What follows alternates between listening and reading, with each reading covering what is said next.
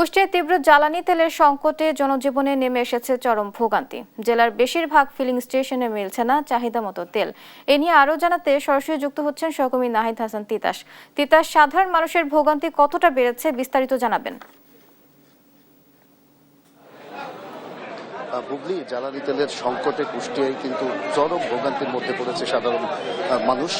সাধারণত মধ্যপ্রাচ্যে যুদ্ধ চললেও যেন তেলের জন্য কুষ্টিয়ায় একটি ছায়া যুদ্ধ চলছে। আমি রয়েছি কুষ্টিয়ার একটি তেল পাম্পে। আমি যদি একটু দেখাই এখানকার চিত্র, যেখানে কিন্তু সকাল 8টা থেকে যারা যান চালক রয়েছে তারা কিন্তু এখানে জ্বালানি তেলের জন্য অপেক্ষা করছেন এবং তীব্র অপেক্ষার মধ্যেই কিন্তু চরম ভোগান্তির মধ্যে পড়েছে এখানকার যারা যান চালক রয়েছে। আমি যদি একটু জানিয়ে রাখতে চাই যে মধ্যপ্রাচ্যে যুদ্ধ শুরু হওয়ার পর থেকে কিন্তু দেশে জ্বালানির যে সংকট সৃষ্টি হয়েছিল সেটি কিন্তু কুষ্টিয়ায় তেমন কোনো প্রভাব পড়েছিল না, কিন্তু গত 2-1 দিন ধরে কিন্তু তীব্র জ্বালানি তেলের সংকট দেখা দিয়েছে কুষ্টিয়ায়। অর্থাৎ অধিকাংশ পাম্পগুলো কিন্তু বন্ধ হয়ে গেছে, অর্থাৎ 1 ঘন্টা 2 ঘন্টা করে কিন্তু জ্বালানি তেল সরবরাহ করছে তারা। যে কয়েকটি পাম্প 2-1টি পাম্প চালু রয়েছে সেখানেও কিন্তু তীব্র যানের চাপ রয়েছে এবং তারা কিন্তু ঘন্টার পর ঘন্টা তাদের অপেক্ষা করতে হচ্ছে তেল নেওয়ার জন্য। এবং এখানে রেশনিং পদ্ধতিতে সর্বোচ্চ 500 টাকা পর্যন্ত তেল দেওয়া হচ্ছে। আপনি জানেন যে আগামীকাল ঈদ, এই ঈদের জন্য কিন্তু জ্বালানি তেলের চাহিদা বেড়েছে এবং যার কারণে কিন্তু এখানে পাম্পগুলোতে তীব্র যানজটের সৃষ্টি হয়েছে এবং দীর্ঘক্ষণ ধরে অপেক্ষা করছেন যারা যান চালকেরা রয়েছে তারা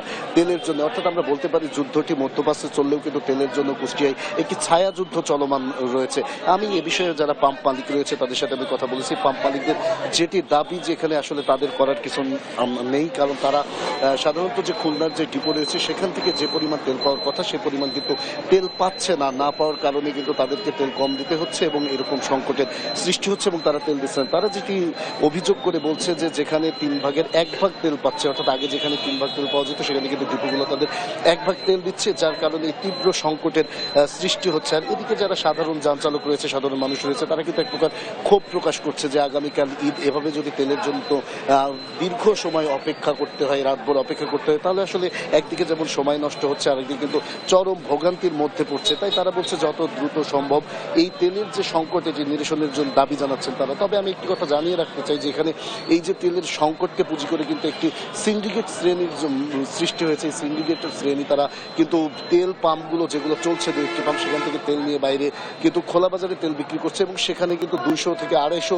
টাকা লিটার কিন্তু পেট্রোল বিক্রি হচ্ছে। আসলে এই যে তীব্র যে সংকট, এই সংকটকে পুঁজি করে কিন্তু একটি অসাধু যারা চক্র রয়েছে, ব্যবসায়ী চক্র, তারা কিন্তু তেল নিয়ে একটি বাণিজ্যের সৃষ্টি করছে। সর্বশেষ আমি এতটুকু বলতে পারি যে কুষ্টিয়ায় কিন্তু এই জ্বালানি যে তেলের যে সংকট সেটি কিন্তু তীব্র হচ্ছে এবং চরম ভোগান্তির মধ্যে পড়েছে যান চালক থেকে সাধারণ মানুষ। এই ছিল কুষ্টিয়া থেকে আমার কাছে সর্বশেষ খবর। বুবলি।